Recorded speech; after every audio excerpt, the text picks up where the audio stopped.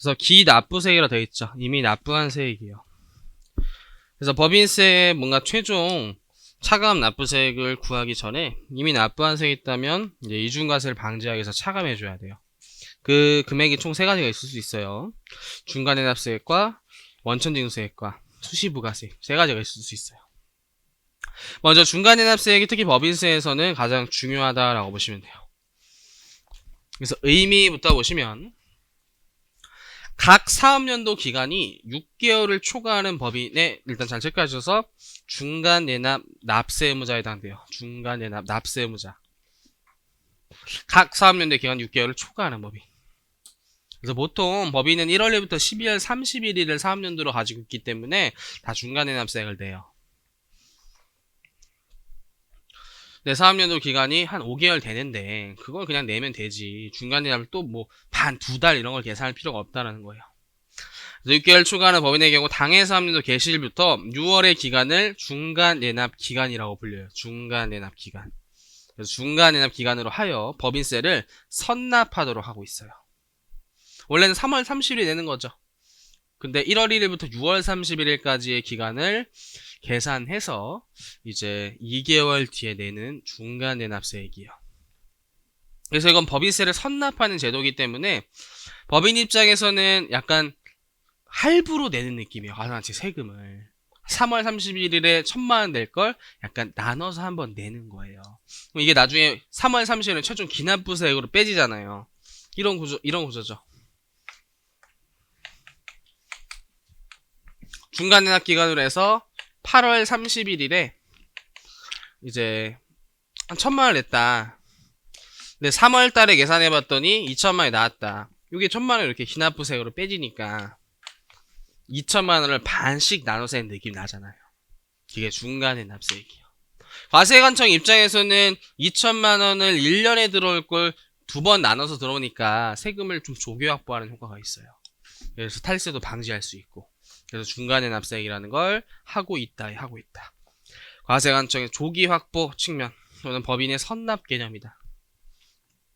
그래서 기출 바로 아래쪽 하나 보시면 각 사업연도의 기간에 6개월 이하인 법인은 중간내납세 납부를 지지 않는다. 맞는 말이에요. 그래서 대상 보시면 내국법인, 외국법인 등등등 소득이 있는 자로서 위에 표시한 6개월 초과하는 법인이 중간내납 의무가 있어요. 근데 중간내납이 제외되는 법인들도 있어요. 1번 보시면 각 사업연도 기간 6개월 이하인 법인 당연하죠. 이번에 신설법인의 최초 사업연도는 사업하기 정신없는데 세금 신고까지 의무 부여하기 그러니까 이제 중간내납 의무가 없는데 단서 지문을 좀 잘 보세요. 합병 분할에 의해서 신설된 법인은 최초로 신설된 게 사실상 아닌 거죠. 얘는 기존에 영업활동 계속 하던 자가 둘 회사끼리 뭉친 거예요. 그래서 중간내납 의무가 있어요. 최초 사업연도에. 그래서 이런 단서가 오답으로 많이 나오죠. 청산법인도 청산소득으로 어차피 세금 곧 낼 거예요.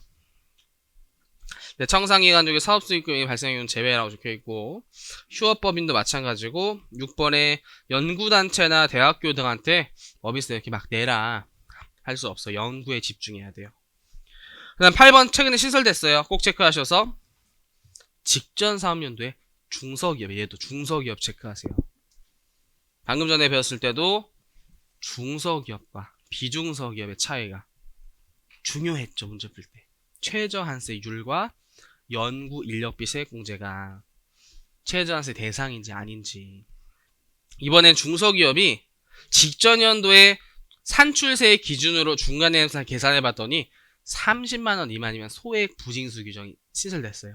30만원 미만. 올해 개정안 아니고 작년도 신설 내용이에요.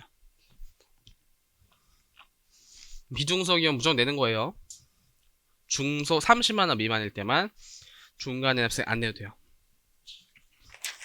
한 장 넘어가서 적용 방법 볼게요. 어떻게 계산을 하냐인데 계산하는 방식이 2가지가 있는 거예요.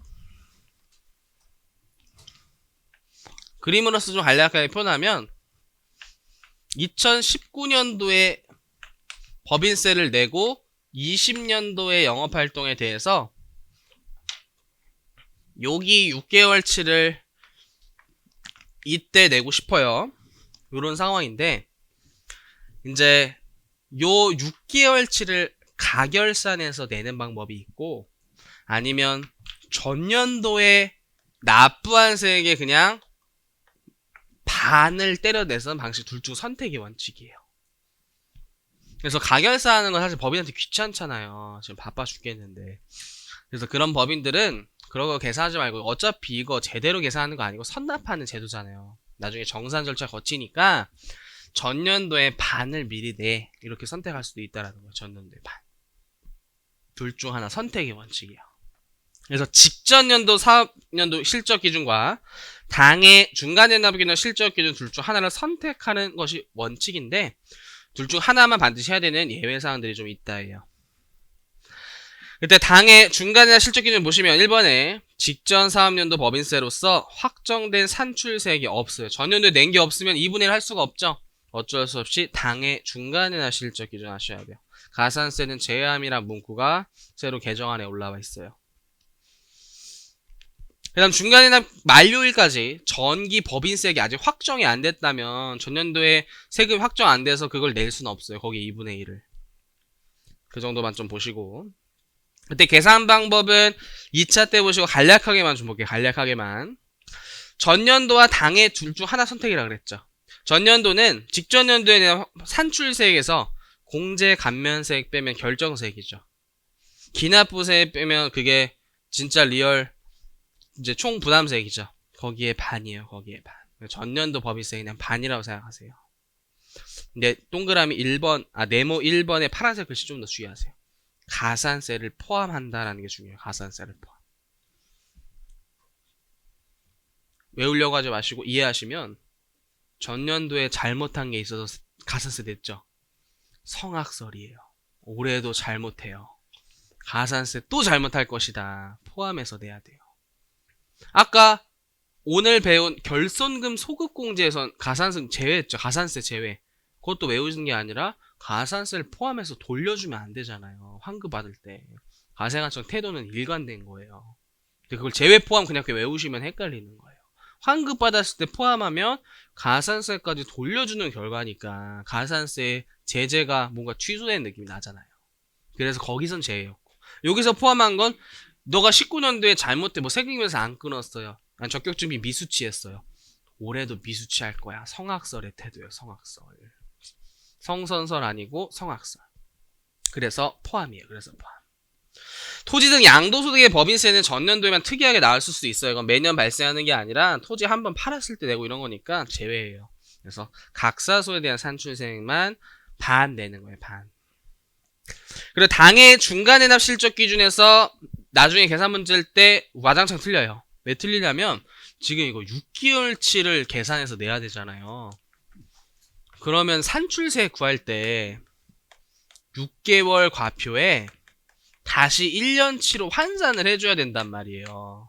왜냐면 세율은 1년 소득의 10, 20, 22, 25니까 이 사람은 6개월 과표에 세율을 곱하면 세율이 낮게 부과된 결과가 난단 말이에요. 초과 누진제를 채택했으니까 1년치로 환산을 해줘야 돼요. 6분의 2가 아니라 6분의 12. 1년치로 환산해줘야 돼요. 1년치로 환산. 요 느낌이 들어요. 요게 느낌. 이건 어떤 식으로 사실 작용하냐면 이렇게 해볼게요. 6개월치 과표를 6개월로 나누면 이거 어떻게 되는 거죠? 한 달치 과표가 된 거죠. 한 달치 과표 이게. 한 달치 과표. 거기에 다시 12개월을 곱하세요. 이게 1년치 과표가 된 거예요. 1년치 과표가. 거기에 세율을 갈기세요. 갈기는 건 좀 그렇고 부과하세요. 그리고 다시 6개월치로 나누시는 거예요. 12분의 6. 그래서 이거 가로가 없으면 이렇게 질문하는 분 많아요. 선생님 이거 어차피 생략되면 똑같은 거 아니에요? 세율이 초과 누진 세율이다. 초과 누진 세율. 6분의 12 하면 갑자기 3억 원이 된 거예요. 그럼 2억은 10%, 2억 초과는 20으로 바뀌죠. 근데 이전에 1억 5천인 사람은 2억 이하니까 10%만 적용받겠죠. 1년치로 환산하는 거예요. 그래서 1년치로 환산. 그래서 다시 12분의 6으로 나누는 거예요. 그래서 괄호를 꼭 치셔야 돼요. 1년치로 사실 정확히 이거예요. 한 달치를 계산한다. 한 달치로 나눠서 12를 곱하는 거예요. 사실 월할상각의 개념이 이런 거죠. 감가상각비 월할상각. 다시 12분의 6으로 나누면 6개월치의 산출세액이라는 게 완성됐어요. 거기서 감면공제세, 기납부세액 빼시면 돼요. 그게 당해 중간해납 실적 기준이에요.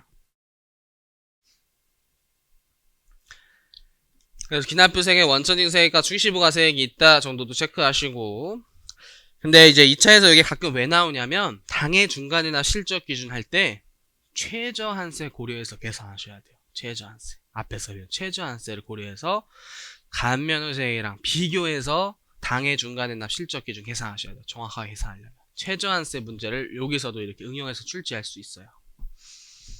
그 다음 나쁘게 하는 건 언제까지 해야 되냐면 2개월 체크해서 2개월 이내 신고해야 됩니다. 3개월 X라고 좀 적어두세요. 왜냐면 법인세 실제 신고는 12월 30일에 끝나면 3월 달에 내니까 3개월 느낌 냄새 나죠. 2개월로 생각하셔야 돼요. 참고로 소득세 중간해납은 몇 개월이었죠? 5개월이에요. 소득세 5개월. 소득세는 본래 신고가 5개월 뒤죠. 12월 30일 끝나면 5월 달에 신고하잖아요. 6월 30일에 5개월 뒤가 11월 30일이에요. 11월 30일까지 중간해납세 신고 납부해야 돼요. 소득세는 똑같이 맞췄는데 법인세는 2개월이 3개월 아니라.